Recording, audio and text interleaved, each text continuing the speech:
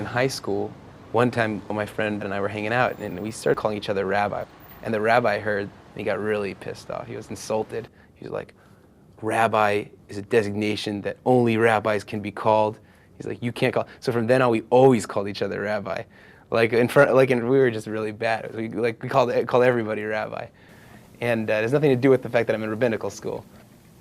When I'm learning at school, it almost always feels like a struggle, like a challenge, and hard work. It's the kind of hard work that, like, at the end of the day, like, my brain's spinning, but like I feel like I've accomplished something.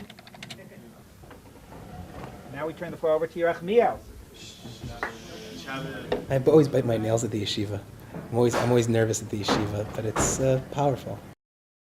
In this week's Parsha, after Yaakov dreams of the ladder, he awakens with words on his lips.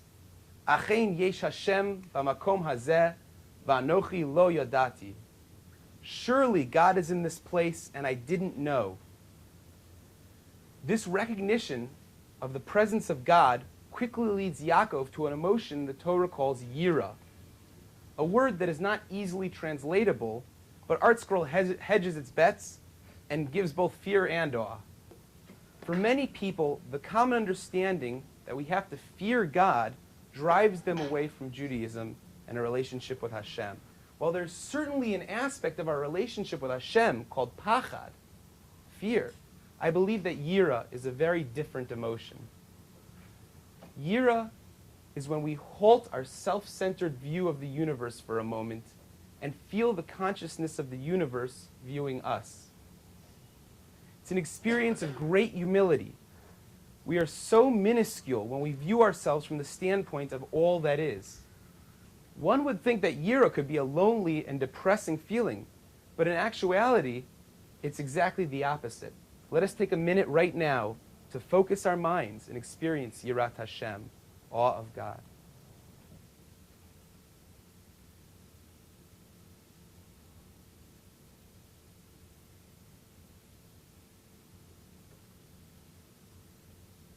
May the path of awe lead us, as it led Yaakov, into personal relationship with HaKadosh Baruch Hu. Good Shabbos. Do you think too short, too long? Could have gotten a little bit more. It wasn't long. Okay, good. I thought it was wonderful. You're another one of those speakers who you get up there and I'm just like ready to just love anything you say. So, at the end, where you said, "Can we just take a minute?" I feel a sense of awkwardness when you're like standing there and I'm like, okay, what do I do now? Mm-hmm. I wished you had more to tell me. What do you mean I should think about fear of God? Like, what does that mean? And how do I think about that? What are the steps to get there? Like, what's the first step? So, because I think your basic thrust was don't just be afraid of God, be in awe of God. Right. That was the crux of your message that I that received. was, yeah. So then, what is that? So now, how do I do that? I actually wanted to disagree with some of the comments earlier about the meditative part of it. I thought it was nice and well placed considering what you had talked about up until then, or that opportunity.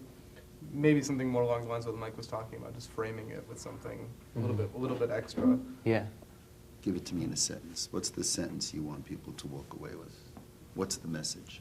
Yaakov teaches us that the entrance to a relationship with God is through awe and discentering of the self.